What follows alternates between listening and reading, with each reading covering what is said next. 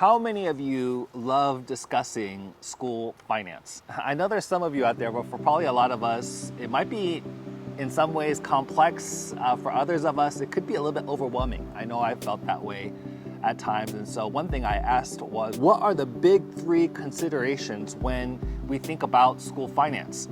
And so when I asked that question, Matt Phillips just gave such a great answer. He talked about a three-legged stool. And thinking of school finance as a three-legged stool. And so he said number one is attracting and retaining the best employees. So what are the factors that are going to allow schools and districts for that matter to attract and retain the best employees? Number two, programs for students. Think about all the programs that are out there. We want to spend today's dollars on today's students. So what are the best programs that we want to spend the funding on? So thinking about that, thinking about student achievement, thinking about equity, where do we want to put the finances? And then the third is a fiduciary responsibility to maintain the solvency of the district.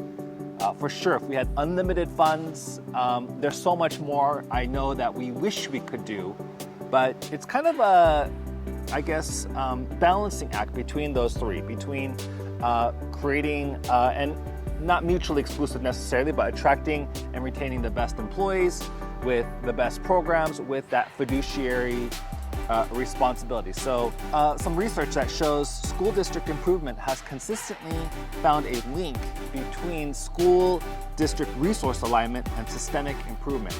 So do the resources, do the finances align to the student achievement that we're wanting to see? But once again, there's that fiduciary responsibility, and currently school budgets are calculated based on state revenue. And so that makes things really complex, I think, in so many ways, because that can fluctuate, and yet you want this stable, staff, right? You want stable programs. So how do you do that? As we think about public education, yes, we know it's free for the students. However, we know that we have to invest in the future. Investing in our students, is there a greater investment that we can make in our state or in our country for that matter?